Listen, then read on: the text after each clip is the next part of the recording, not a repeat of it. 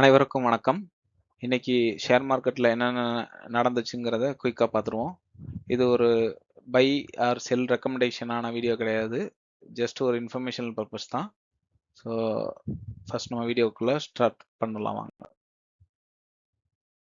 So இன்னைக்கு market வந்து நல்லாவே கொஞ்சம் பெர்ஃபார்ம் பண்ணியிருக்கு. ஸோ சென்செக்ஸ் 76,808 புள்ளி ரீச் ஆயிருக்கு. ஓவராலா பார்த்தீங்கன்னா 544 பாயிண்ட், அதாவது 0.71% இன்க்ரீஸ் ஆயிருக்கு. பாசிட்டிவ்ல க்ளோஸ் ஆயிருக்கு. So Nifty 50 23,989. ஸோ 135 பாயிண்ட் ப்ளஸ்லையும் 0.5% உங்களுக்கு அப்லையும் க்ளோஸ் ஆயிருக்கு.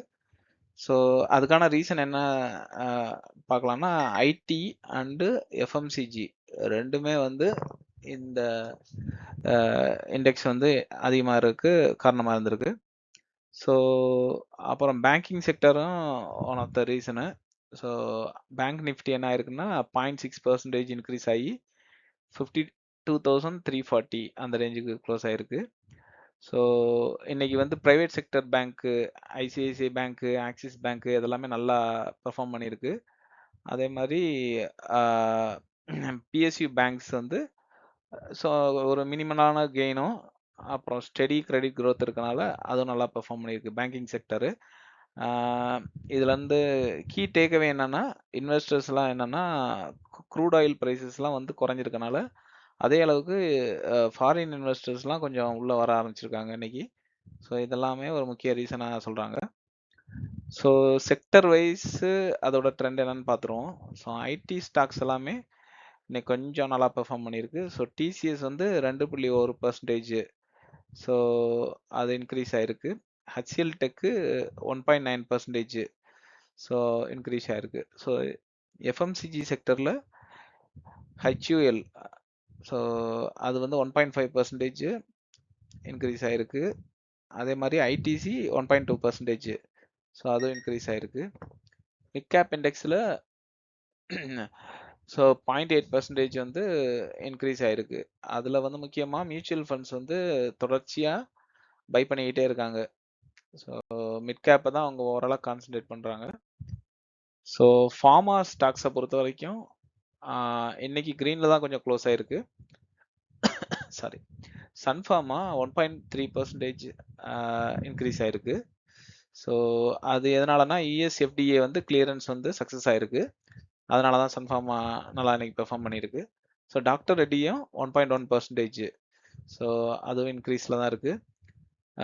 இந்த செக்டர் வந்து அந்த ஓவரால் பாசிட்டிவ் குளோபலாக நடக்கிற சென்டிமெண்ட்ஸ்னால இன்னைக்கு ப்ளஸில் க்ளோஸ் ஆயிருக்கு.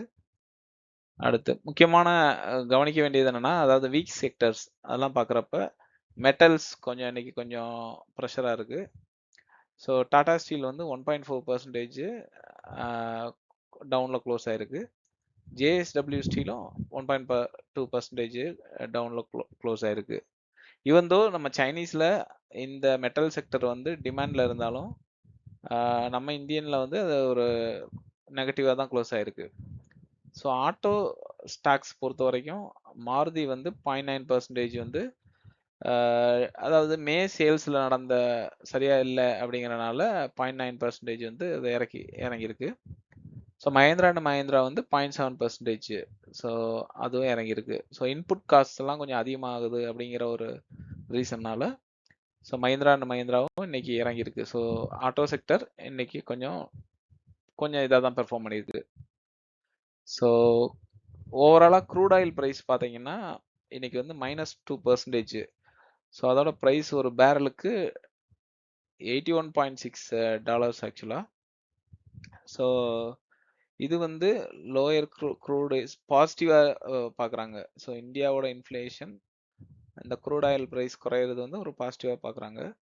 அதே மாதிரி இந்தியன் ருப்பியும் கொஞ்சம் அப்ரிசியேட் ஆயிருக்கு. ஸோ கரண்ட்டாக வந்து இந்தியன் ருப்பி 94.56 அமெரிக்க டாலருக்கு ஈக்குவலான இந்தியன் ருப்பியோட வேல்யூ வந்து 94.56. ஸோ இதுதான். அதே மாதிரி ஆல்ரெடி நம்ம சொன்ன மாதிரி ஃபாரின் இன்வெஸ்டர்ஸ் வந்து நிறைய உள்ள வந்துட்டு இருக்காங்க இன்னைக்கு. அதே மாதிரி டாலரோட அந்த இண்டெக்ஸ் வந்து கொஞ்சம் வீக்காக இருக்கு. ஸோ இது ரெண்டுமே இன்னைக்கு கொஞ்சம் பாசிட்டிவா பார்க்கப்படுது. ஸோ அதான் முதலீட்டாளர்கள் வந்து 21.2 மில்லியன், அதாவது லாஸ்ட் 13 நாள்ல மட்டும் நெட் ஃப்ளோ வந்து இன்க்ரீஸ் ஆயிருக்கு.